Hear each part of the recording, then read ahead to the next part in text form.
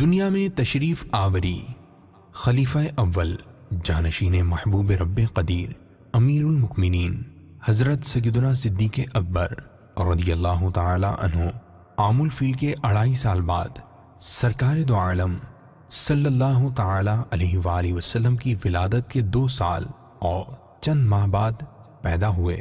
آپ رضی اللہ تعالی عنہ 6 ماہ شکم مادر میں رہے اور 2 سال تک اپنی والدہ کا دودھ پیا۔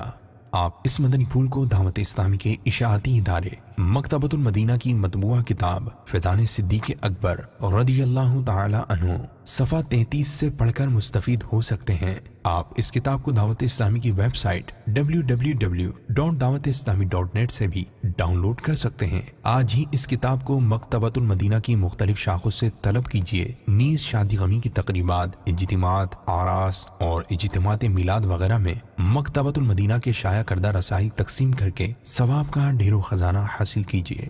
نبی کی آنکھ کے تارے میرے صدیق اکبر ہے، میرے صدیق اکبر ہے، میرے صدیق اکبر ہے۔